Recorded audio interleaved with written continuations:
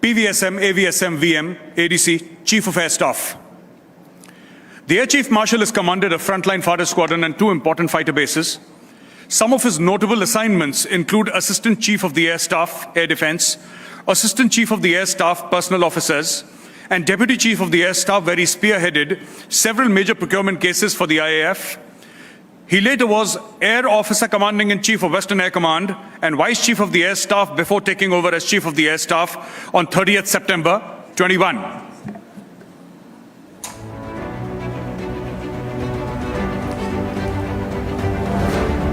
Ladies and gentlemen, the future of war is a hybrid. We've got with us the Chief of Air Staff, Air Chief Marshal Vikram Chaudhari. As I mentioned, the future of war is a hybrid. Traditional domains of war fighting today merge with evolving technologies. To cater to these evolving threats, the Indian Air Force is adapting rapidly, and in the cockpit to oversee it all is the Chief of Air Staff, Air Chief Marshal Vikram Chaudhari. This image that you see on the screen of Air Chief Marshal V.R. Chaudhari flying the indigenous LCA Tejas truly encapsulates a new made-in-India era for the Indian Air Force under his command. Commissioned into the fighter stream of the Indian Air Force on the 29th of December 1982, Air Chief Marshal Chaudhari has over 3,800 flight hours, has been a pioneering member of the Indian Air Force's Surya Kiran aerobatic display team, and was in active service during Operation Meghdoot, the operation that ensured India's presence on the Siachen Glacier. I'd like to now invite Air Chief Marshal V.R. Chaudhari to address us on the theme, Time of Transformation, the Sky is Ours.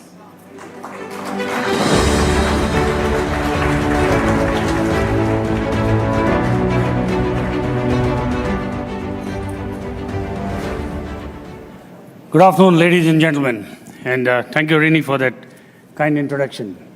And thank you very much for inviting me to deliver the summit keynote address and talk about the trajectory of the nation in the next 25 years and in the Indian Air Force in particular. Sorry, excuse me. Let me begin by what the Prime Minister had quoted just a few days ago. I need to read this. He said, "We have less time, but immense capabilities. We have difficult targets, but great courage. We have the goal to climb the mountains, but we will transcend even the skies." Very appropriate for today's theme. Let me begin by taking you all back as a flashback to 25 years prior to this day. 1998, I was a young pilot in a frontline combat squadron. But where were we as a nation in 1998? The Pokhran blasts had just taken place. India, as a country, was badly sanctioned. Mobile connectivity was a distant dream. All of us were still using dial-up telephones. I'm sure most of you would have still relied on the good old inland letters and postcards to communicate with each other. The PSLV rockets were just launched a few years prior to that. India's GDP was a little above $400 billion. This is where we need to realize where we were 25 years ago. If we allow us to comprehend, this will allow us to comprehend the kind of leap that is going to take place in the coming 25 years. Not to forget, we are also all 25 years older, but we have adapted to this technology. Today, I'm sure all of us, in all of our households, from the grandparents to the grandchild, everybody is on a common WhatsApp group. Everybody has learned how to use technology. So I'm confident that in the coming 25 years, or when India celebrates its 100 years of independence, everybody, the whole nation will be technologically savvy. The fact that technology grows exponentially and not linearly should not be lost on us. What we will see that in the next 25 years, there will definitely be greater growth, the contours of which are going to be quite difficult to predict at this stage. When our nation completes 100 years of independence, we would be looking at a very different India. possibly one of the largest economies in the world, possibly a leader in many fields, but definitely a power to reckon with. And when I use these words, a power to reckon with, what are the attributes that go behind this statement to say that India is a power to reckon with? One such attribute, I would say, is to be able to reach a dominant position characterized by the ability to exert influence or project power across the globe. This can be done through a combination of all the means at the hands of the government: the economic, the political, the diplomatic heft, the cultural well-being, the soft power. All these are engines which are going to drive us towards reaching a position where we are a country to reckon with. We already are the 5th largest economy, galloping towards being the 3rd largest in the coming decade. We also have now reached the distinction of being the most populous nation in the world. What we have to understand is, interestingly, this demographic dividend opportunity, which began from the year 2005 or 6 and go on till 2055 or 56. This 50 years is going to see that our nation will have the largest, youngest population in the world. This bulge in the working class population is something that we need to capitalize on and exploit to the fullest. Our economic progress, political stability, diplomatic deftness, and all this has put us on the center stage in world affairs. Added to this, definitely, is the combined military might of the nation. Today, the Indian Army is the second largest army in the world. The Indian Navy is the 8th largest navy. The Indian Air Force is the 4th largest air force in the world. Combined, we form a very potent force that can definitely chart the future of this nation in the next 25 years. The Indian Air Force, I will now speak particularly about, has just completed 90 years of existence. It is the youngest of the service. And as we move towards celebrating our centenary 10 years from today, we need to transform into one of the most modern air and space forces. That is my vision and the dream. The Indian Air Force, like any other Air Force, is a very highly technological and capital-intensive service. And it will always mirror the trajectory of the nation as a whole. We have to keep this in mind, that apart from probably the development of the semiconductors or the chip, no other field has seen so much development in the last 100 years. Mind you, aviation came into being only in 1903, in the first flight of the Wright brothers. So in the 100 or 120 years that have gone by of aviation history, the kind of transformation we have seen is only seen, like I said, in the semiconductor industry. Evolution has taken place from small biplanes to now exploitation of space in all its domains. So this is just a glimpse of things that have happened and what we can expect in the future. Where is the challenge going to be? In my opinion, the challenge is going to lie in indigenous development, design, research, and production of these capabilities that will take us into the 100th year of the Indian Air Force's existence. For example, development of new generation aircraft, weapon systems, radars. This will all require an all-of-nation approach. No single entity will be able to achieve what we desire to possess, the capability that we are looking forward to in the next 25 years. It has to be an all-of-nation approach. We need to focus on research and development with the aim to manufacture on our own, rather than mere indigenization of a few foreign or a few imported components. The focus has to remain on ability to design, develop, and manufacture in our country. And in this respect, I must say that the government has taken large steps in supporting the Indian companies and academia with the necessary policy formulation and by providing a conducive environment. I have no doubt in my mind that our industry, MSMEs, and the academia will give full impetus in realizing our dream of having strategic autonomy or Atmanirbharta in defense production. Besides the future technologies, we also need to ensure that we have innovative means of sustaining, maintaining, and upgrading what we possess today. Remember that most of the platforms, to give you an example, we have 3 aircraft in our inventory: the HS-748 Avro, the MiG-21, and the Chetak helicopter. All of them have finished 60 years of service to the nation. So what we have to understand is that any fleet or any system that we induct would probably have a longevity of 50 years in service. So when we look at these systems and what we already possess, we need to be cognizant of the fact that we continuously need to upgrade so as to be able to extract the best out of these platforms. Developments in technology will ensure that Indian defense manufacturers will have to play ball. And what Indian defense manufacturers will produce will determine the inventory and the capability of the Indian Air Force in 2047. We are not only looking at indigenous or not only looking at preventing our adversaries from having an asymmetric edge over us, but we are also looking at developing our own asymmetry across all the domains. In the last few decades, we have seen that any technological advancement in any field led to incremental change in our capability. For example, in the aviation industry, any technology that was developed resulted in little better accuracy of weapons, little longer range, little longer endurance of platforms, and so on.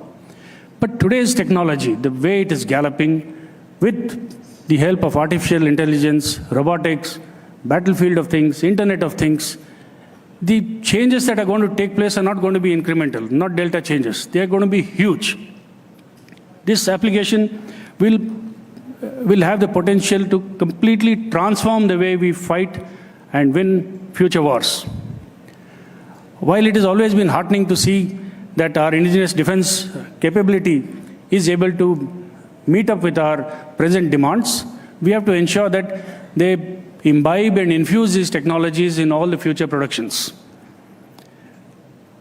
The point about future wars was alluded to by some of the previous speakers, that future wars are going to be hybrid in nature. I'm sure all of us understand that it is not going to be purely kinetic wars that we're talking about.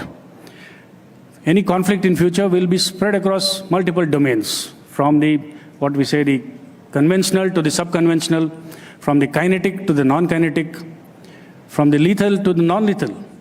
So there are multiple domains that we need to simultaneously look at and keep addressing when we look at the future of the Air Force. This development in all these arenas is quite visible to us when we analyze the ongoing conflict in Europe. So we need to accept the fact, firstly, that tomorrow's wars cannot be fought with yesterday's technology or yesterday's mindsets. Very important to keep changing our mindsets as fast as the technology develops. Here I would like to allude upon the capability of air power. Being a man in blue, heading the Indian Air Force, I think it is important that we discuss what air power can bring to the table. What we need to understand is that air power has the unique capability not only to deter or defend the nation, but also to punish the adversary when required. It is even at the lower end of spectrum, whether it is no war, no peace situation or purely peacetime situations, air power will continue to contribute very effectively to the in pursuit of the national objectives. We have all seen the Indian Air Force's response to certain situations in the last few years. We were the first to launch an aircraft to Wuhan to bring out our diaspora and Indian students from Wuhan when the COVID pandemic hit. We were the first to undertake extraction of our diaspora from Yemen. We carried out Operation Ganga, which the Minister for Civil Aviation alluded to, one of the largest operations carried out, bringing back our students from the countries which surround Ukraine. We were the first to respond when the earthquake hit Turkey and Syria. Our aircraft were ready to launch 6 hours after we got the first intimation of the earthquake. Operation Ganga, or today we are launching Operation Kaveri, we plan to extricate our nationals from Sudan. So whether it is the COVID response or any HADR, response to any situations of floods, earthquakes, not only in the country, but across the globe, I think we have proven that air power will always remain the first responder. And the challenge here is to ensure that we retain our capabilities and develop our capabilities to remain in this pole position in the next 25, 30 years.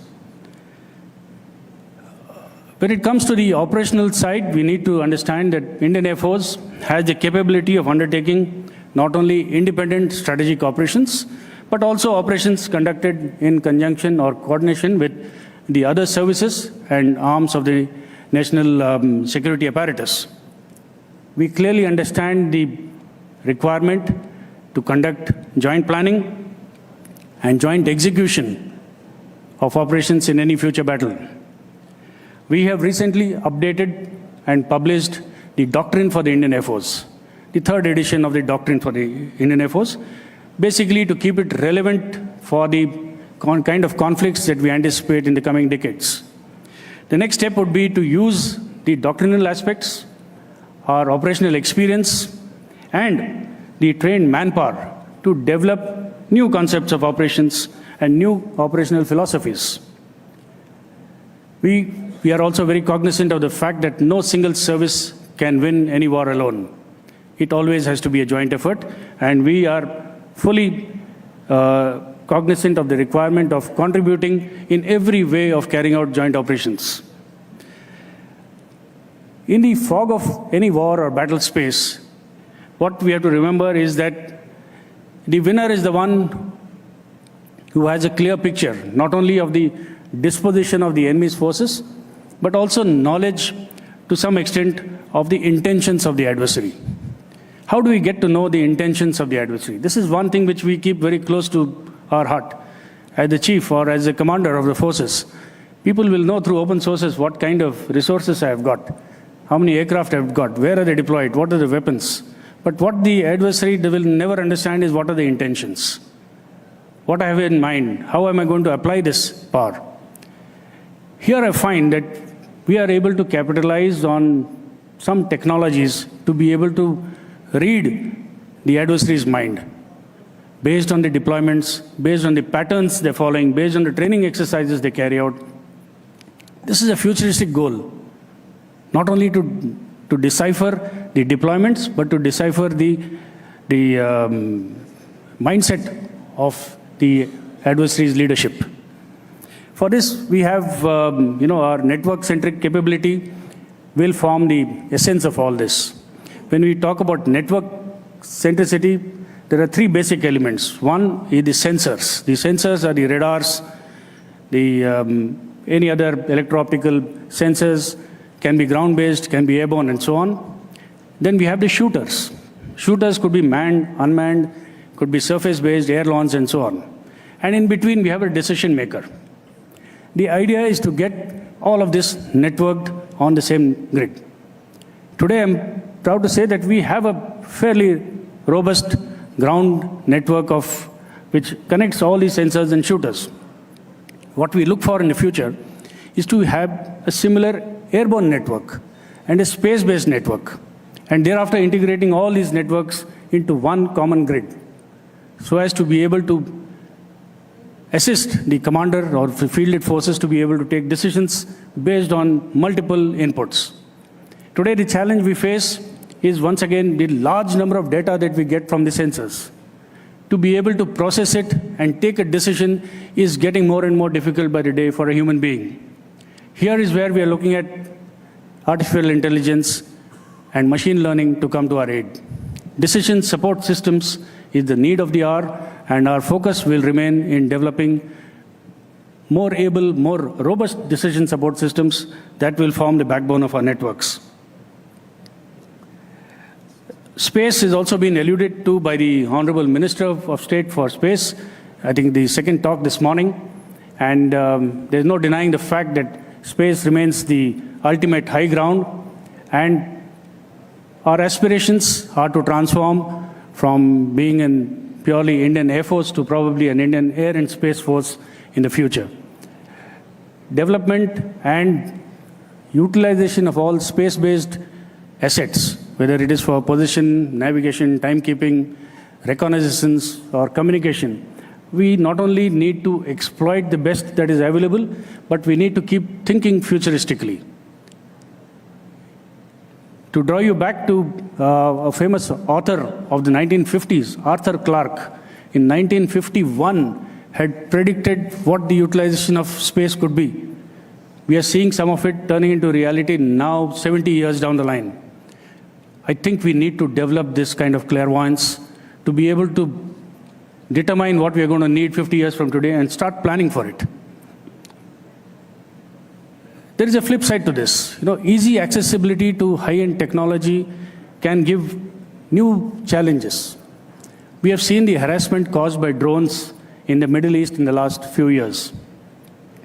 We have seen drones teaming with manned aircraft in the conflict which took place in Azerbaijan and Armenia. We are now seeing armed drones proliferating all over Europe in the Russian-Ukrainian conflict. So we also have doctrinally included drone usage in our operational philosophy. And what we are working towards for the future inductions is not mere induction of drones, but teaming them with manned aircraft.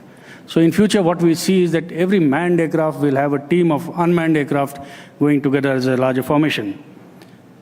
We have laid out a roadmap for this kind of technology and innovations with the help of the domestic industry and the academia. And the process of re-equipping, retraining, and remodeling of the Indian Air Force is well underway.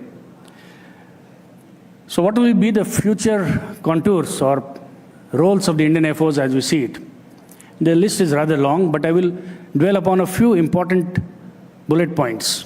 Number one is persistent presence. To be able to be there at the right time, at the right place in adequate numbers. Multi-role capability, rapid deployment, spectrum dominance. A very important aspect that generally gets neglected is to be able to dominate across all spectrums of warfare. Precision targeting, rapid innovation for creating asymmetry. These are all the unique capabilities that we are looking at. This, I believe, will, in the years to come, will definitely help in adapting to the changes in the character of war that are taking place. Another important aspect that we should not lose sight is the man or woman behind the machine. I paused at woman because, let me make it clear, the Indian Air Force is completely gender agnostic when it comes to women at the officer's rank.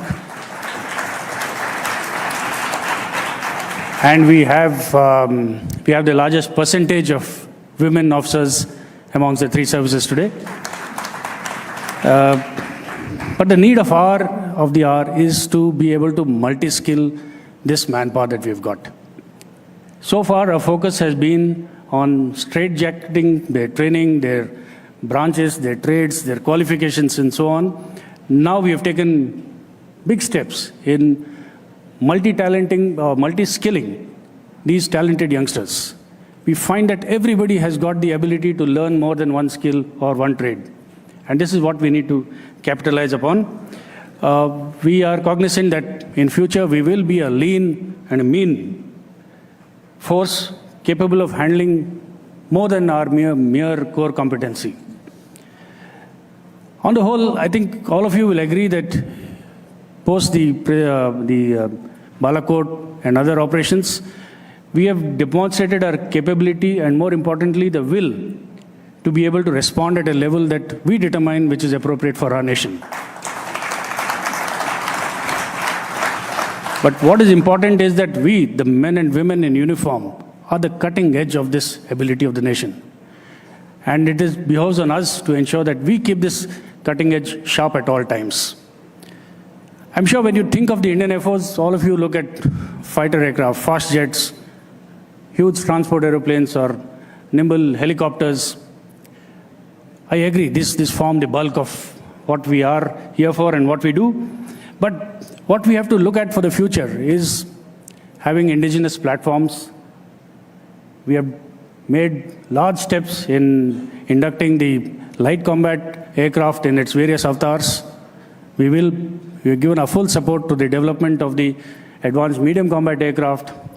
We have inducted the light combat helicopters. We are taking part in development of the multi-role helicopters. The C-295 is going to be manufactured in India. We are going to be part of a huge domestic aviation ecosystem that is coming up now.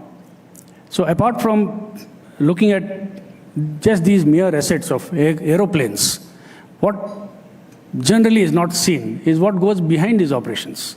It is not just these